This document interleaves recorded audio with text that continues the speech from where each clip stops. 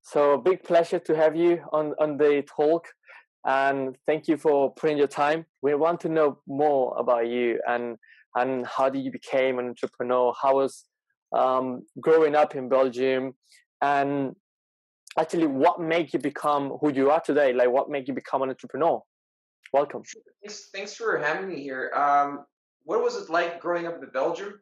Where I just got to Belgium when I was little, when I was like 7 years old or something, and basically everyone around me was kind of, they just had normal jobs, and they said pretty much the same thing, which is go study some more, get good grades, get some experience, and then maybe someday when you have some experience and you've paid off your mortgage, then maybe you'll potentially have some money, maybe. That's basically the kind of story that people are saying. And you need to be a good little boy, pay all your taxes, and live on the same street as your mother, etc.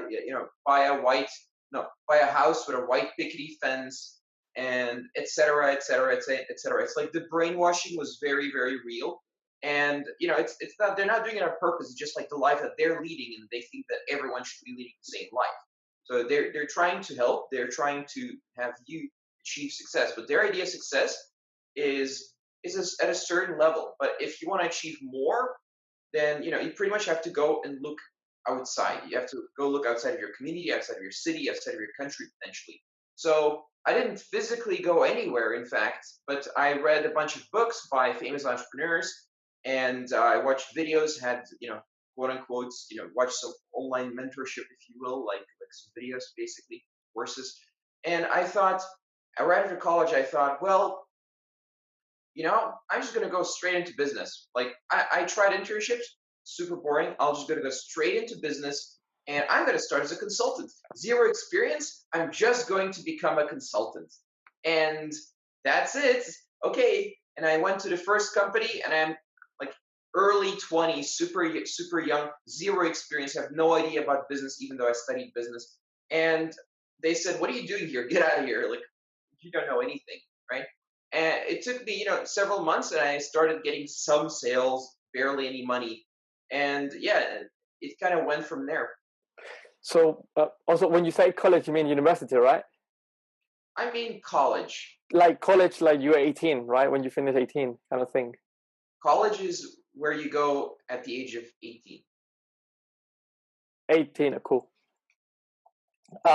So you said that you were reading stuff and you were watching stuff.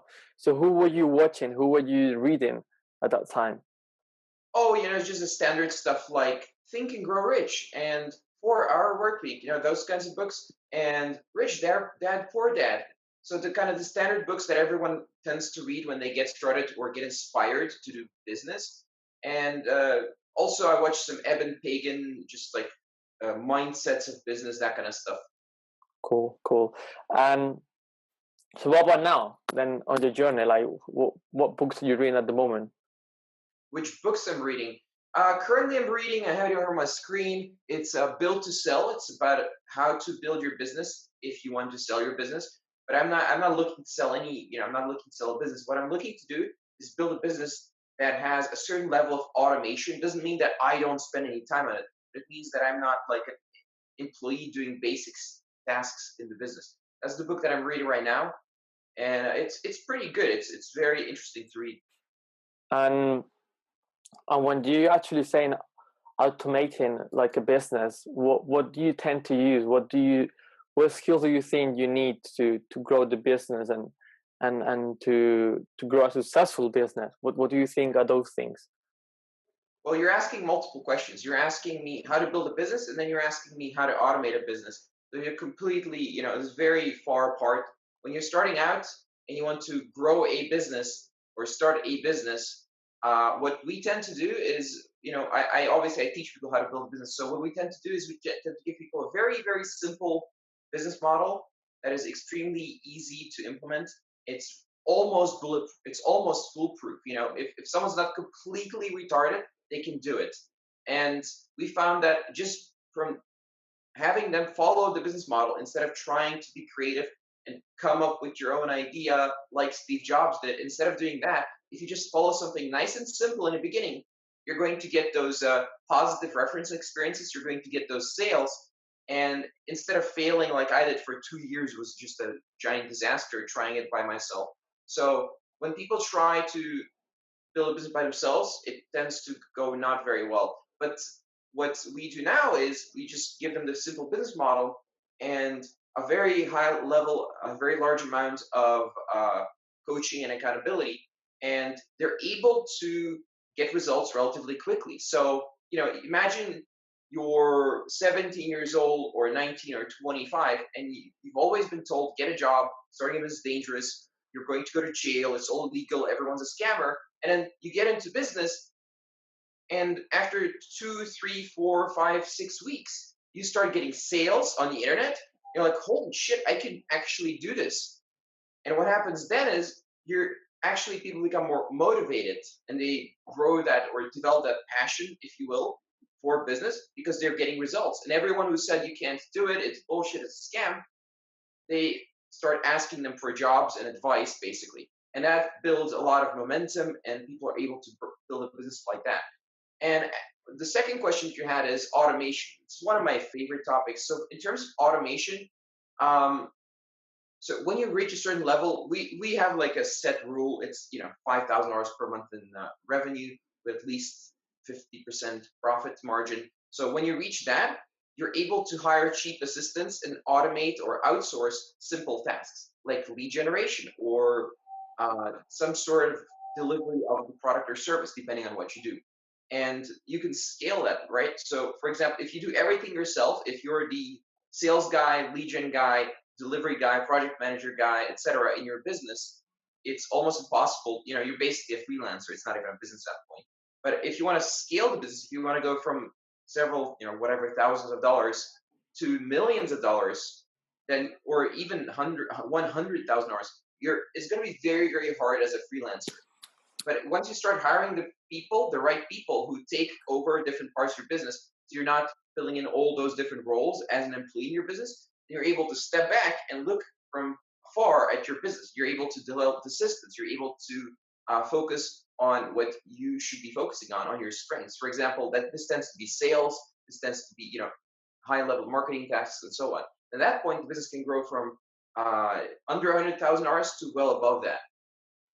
And how do you know when are you hiring the right people? Like, how do you hire the right people? How do you hire the right people? I have a process. It's the, I know it's not very humble, but I call it the Aleksander Vitkin fast recruitment process. But basically, it's on YouTube. People can just YouTube it. Basically, you go on Upwork. Used to be Odesk, now it's called Upwork, and post a job post for a certain type of person. So let's say you're looking for a lead gen assistant, very simple, cheap role to fill.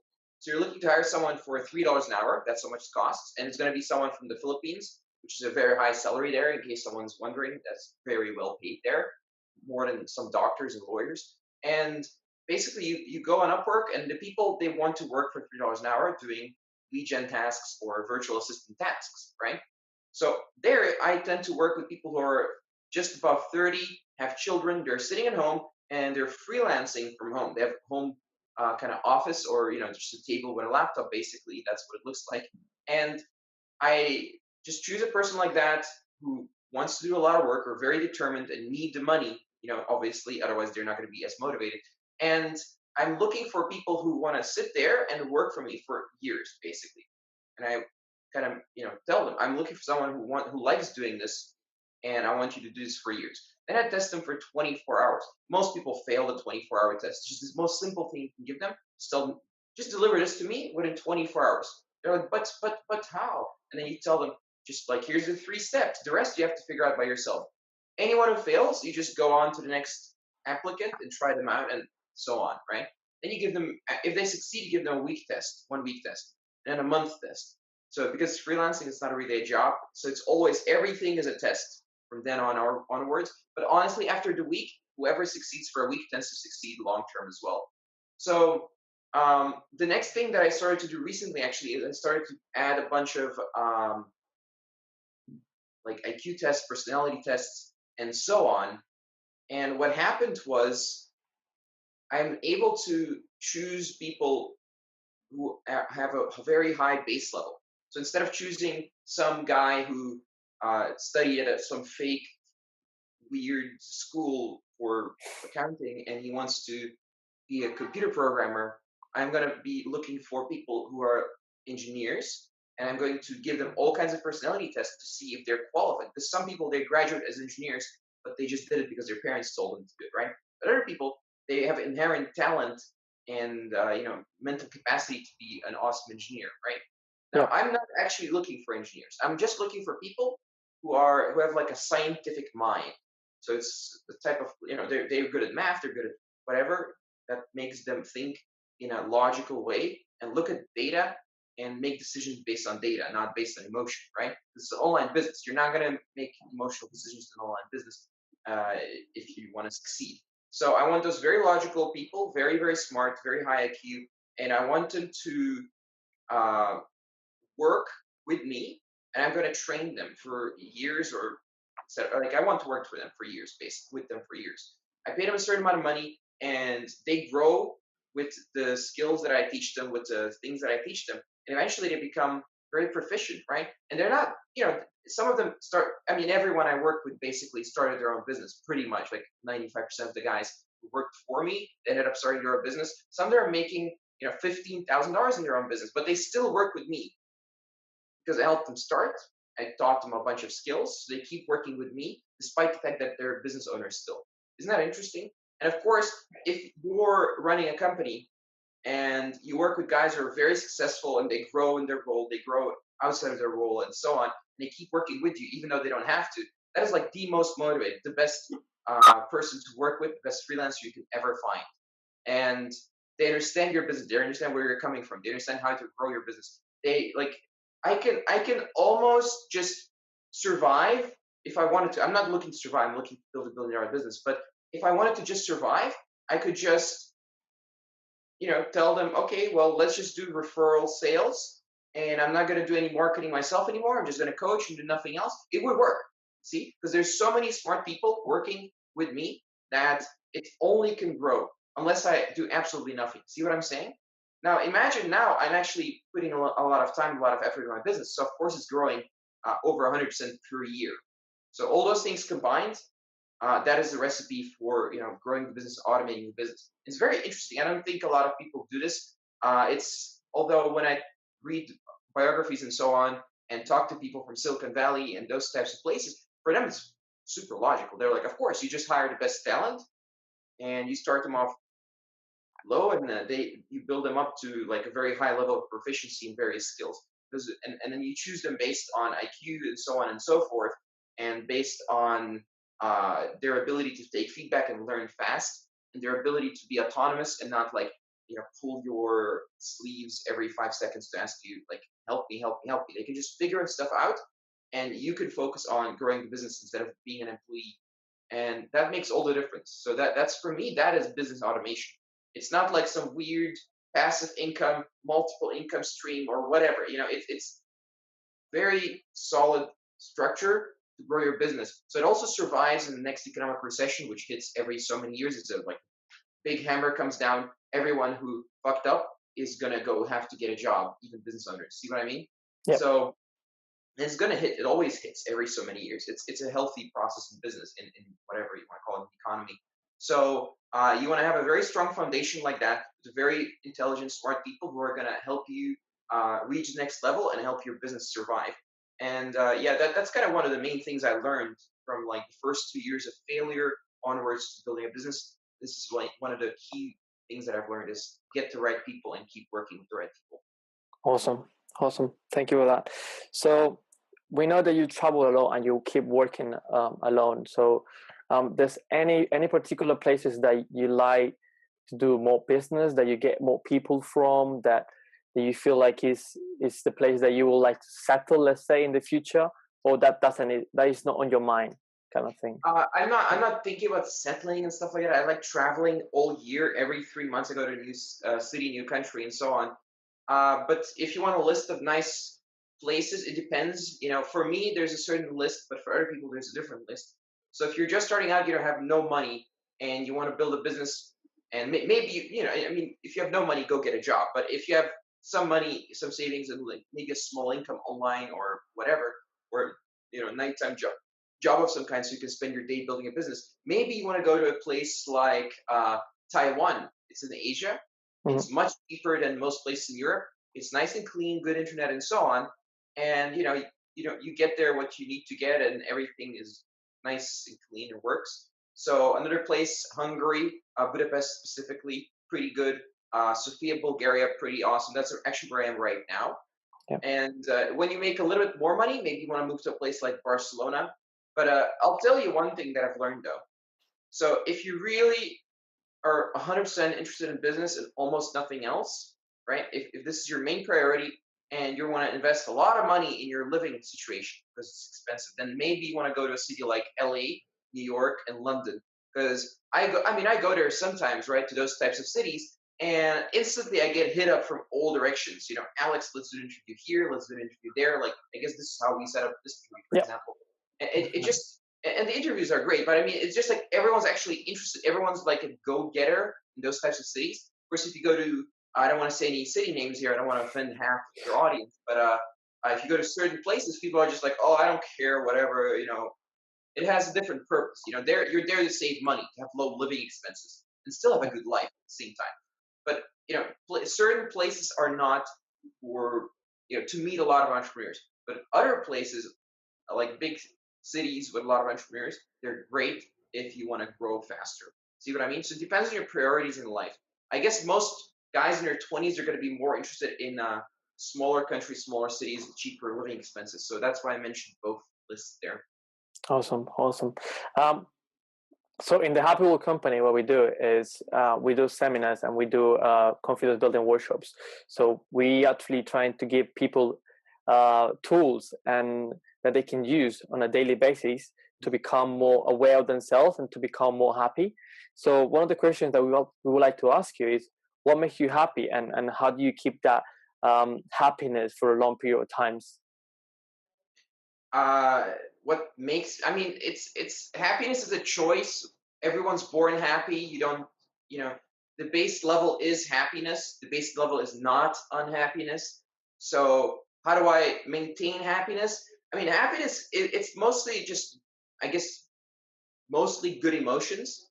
And if you focus 100% on business and sitting on a laptop in a dark room working all day, that is a recipe to have lots of built up like anger, frustration, and so on. And it doesn't make you, it's not likely that you can still remain happy. But if you maintain a work day of, say, 8 to 10 hours a day, 7 days a week, of course, weekends, who needs that? So 8 to 10 hours a day, sorry, 7 days a week. So if you maintain that instead of 16 hours or whatever it is some people are preaching, and you have an outside life, not just your business. So your business is not your main priority, and you do some sports. Have some clean air, not just like in the middle of a big city. You go see some nature. Maybe you have like a girlfriend, boyfriend, whatever you're into. Maybe all of them at the same time, and you have a social life. You go out, but at the same time, your main focus is your business. You wake up on time. It's not like you go party until 7 a.m. every single day, but your main focus is your business, and you have this drive to work very efficiently those 8 to 10 hours per day. Then what happens is you have that purpose, you have that drive, you have the passion that you slowly develop over time. You're motivated because you're working on your own thing, and you're always striving to achieve the next thing that is more interesting, that's bigger, that's better, and so on. And yet you have other things going on in your life, right? So when business goes bad, you don't automatically feel like you're at the bottom, uh, going not going to the bottom, but there's other things that are keeping you afloat in your life, right? So when you have all those things combined, it's almost impossible not to be quote unquote happy. That being said, I'm not really, I'm not like here to preach go for happiness. It's kind of a mainstream kind of thing to say, oh, I just want to be happy. What people actually, usually most people mean when they say I want to be happy is I want to have the most comfortable, safe life and achieve average things. That's happiness for most people, right? But if you want to achieve well above average things and you want to still maintain happiness, that's when it becomes really complicated. Because feeling the happy emotions is relatively easy for most people if they just don't try too hard. Just Mhm. try a little bit, but not too hard. Just go, uh, like, go outside a little bit, but don't travel too much. Get a girlfriend that's kind of okay, but not too great. You don't want anyone to push you too far, right? And not build a business, but just have a normal job, right? Then it's actually relatively easy to feel a certain sense of happiness. And at that point, I wouldn't even call it happiness anymore. I would call it contentment. And I really like, my personal belief is, if you want to go for the happiness, for that super high level state of happiness where it's like a base level constant feeling of happiness, or well, it's not constant, but mostly an average constant. So if you want to go for that, then you need to achieve more, aim way higher, and at the same time maintain a life outside business. Cool. So we hear a lot about doing meditation. And do you meditate yourself? Do you do it for certain period of times, or? Not currently. I'm not. It's a tool. Sometimes you need it. Sometimes you don't need it. I used to do it daily and almost like waking meditation, where you're walking around and meditating, all this kind of stuff. It can be helpful sometimes. Currently, I'm not really doing it. If someone's watching this, you can get results in business and everything else without meditation. Most people use meditation. Not most. I can't really say that because I don't really know. But a lot of people, from my experience, a lot of people use meditation as a way to escape. If someone uses meditation as a way to escape, don't do meditation. If someone uses meditation as a way to justify doing less, achieving less, and not going for you know much better, much higher goals, then don't do meditation. But on the other hand, if you're working your ass off and you need to maintain your emotional state, and you need to you need to maintain that groundedness where you're not yelling at people and getting angry and all this stuff, then maybe you need to meditate. Maybe that helps a lot. Maybe if you're a creative person and you need to be creative on a daily basis, and you need to train your train your brain to be creative, which is a lot of people, I guess, and you're struggling with that, and maybe you're not doing more than half an hour of sports per day. Maybe you're just kind of working on a computer, like inside your head a lot. Maybe then you need to do meditation, um, like quite a lot, but to compensate for that. But it's not like a prerequisite for success. That's definitely not the case. And when people say that, I'm like, well, I don't know about that. Most people I know don't meditate at all. And the people who say they meditate, they tend to do it less than they say that they do, because it's like a fashionable thing to say these days. Yeah, definitely. Um, so we also we're happy to say that food is a big component of keeping in an optimal level of working and having a business. So we know you travel and how hard that can be to choose the right food.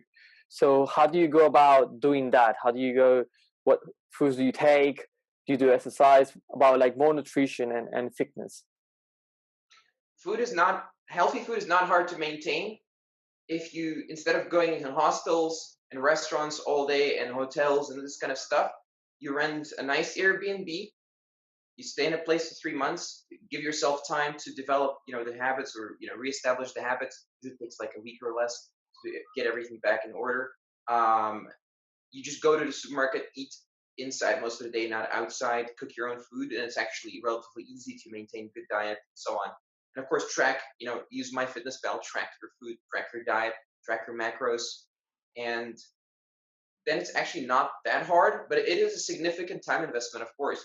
And if you have the money but don't want to invest the time, you can also do what I tend to do. Is when I go to a new place, I just hire an assistant and like a student or whatever, and they just come every morning, cook everything, clean everything, and then get out, right? And that kind of stuff, it makes your life 10 times better, because you're no longer forced to just go shopping to the supermarket, carry everything yourself. It's kind of a system, and you pay someone to run your kind of health habits for you, and that makes it 10 times easier. So if you're in a place where you're able to afford that, then definitely do it. And if you can't, you can actually not spend more. You can actually save money by ordering food online, not pre-made food, but supermarket groceries, right?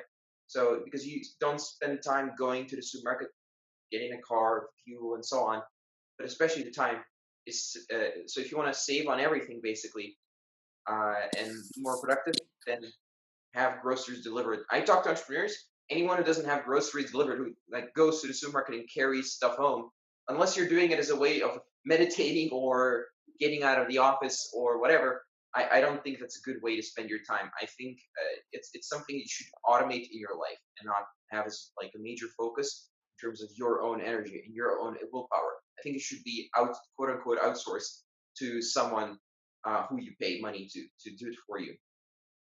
Awesome. Awesome. So we're going to the end of the interview right now. So before we finish, we would like to take the best few advices that you think are the ones that are going to help someone, let's say, from position or not having a lot. Let's say they're having a job or they're having a small business and they still haven't make it big. They still haven't make it big enough. What would you say to that person to gain more into business, get more money into? Someone who has a business but they're not doing well. That's what you're saying. Say again? Are you saying someone who has a business but they're not doing well? I mean, like they're not doing amazing. Let's say they are a bit more than meeting the end of the month, let's say, and they're just they created enough money for them to survive, but they can't really become bigger. Someone who's stuck in their business and treats it as a job, and they're not able to grow past like just filling up all their time with work, and they can't grow. They can't. Their business doesn't grow. They're just like stuck doing tasks all day. That's what you're saying. Yeah. Well, I mean, it's relatively simple. Increase your prices. Kick out all the clients that are sucking up your energy. Just only keep the good clients and start hiring. Start hiring people who take over the most simple tasks and then eventually more complicated tasks, so that you're no longer have 7 jobs, and instead you have only 2 jobs in your business, or 1 job preferably. That makes your life better in every way, and your clients are going to be happier. You're going to make way more money, and so on. I mean, it's pretty straightforward, really. And for Christ's sake, people who, they're struggling in business, get help. I always got it, not always, but after the first 2 years of failing very hardcore, I always got help. I always got mentorship. I always talked to people who were making 10, 100, or even 1,000 times more than I was making. So, and that helps so much, because if you're just stuck in the same old process, same old habits every single day, it's very hard to see what you're even doing at a certain point. It's like the same thoughts, same activities every single day, and you don't see your mistakes anymore after a while, because it just kind of blurs together. You don't even feel the difference between the days anymore. If you're in that situation, get help like right away, because you're not only are you wasting your life in a way, not completely of course, but in a way, but also you're wasting a lot of money. There's the opportunity cost is insanely high for people who are stuck like that, and it's for someone who can see it from a third perspective and knows how to solve it. Not thinks they know how to solve it, but they've been through it like 10 times. They know exactly what that person should do. And preferably that person, the person who's helping, is a professional coach. Not a person who thinks they're a coach, but a professional coach who coaches hundreds of people, who knows exactly what to tell you so that you come up with your own solution. Right? That's the kind of person you should be working with. And if you can do that, I guarantee you, anyone who has a business and you find the right coach, then your business will grow. It always works. Like 99% of the time it works. So, and for people who are like stuck and they're like afraid of losing, most people are stuck because they're afraid of losing $100. They're more afraid of that than losing or not making $1,000. Isn't that weird? It's like a human trait, basically. We are more afraid of losing something than gaining something. And that is something you need to kill in your own mind. You cannot allow that to take over. It's basically fear. You cannot allow fear to take over. Once that happens and you just let it go and you're like, whatever, you don't get help, you just let it roll, then good luck getting out of it. It's very hard. You're going to have to, your body's going to give out. You're going to end up in a hospital. It happened to me once. So, it really, there's ways out, and the ways out are very obvious to someone who's been through it and someone who wants to help you. Awesome. Thank you, Alexander. Before we go, I would like to acknowledge you. I would like to really thank you. Thank you for your time. Thank you for sharing your knowledge, what you have learned so far in, I think, in more than 10 years of experience, and be so freely. Yes. Say again? Less than 10 years, but still, yeah. Yeah. On giving your whole time on your videos, of editing them, and making sure you're giving value and good stuff, not only, let's say, BS of business and how to grow a business, the passive income, like you don't need to do a lot. And I think that is really making a big difference. So I would like to really thank you for that, and thank you again for your time. So thank you very much. I mean, good to hear that people are looking at all this stuff and getting value out of it and are able to build a business, become entrepreneurs. Definitely, it has helped me in my own business, and I have comment on what to do and how to do things in the Happy World company. So definitely, it has given us a lot of insight of what to do and how to do things. And I'm sure you can, with this video, you're gonna help lots of people, and we're gonna put your links as well of your groups and or your social media, and definitely it has been a pleasure. Thanks for having me.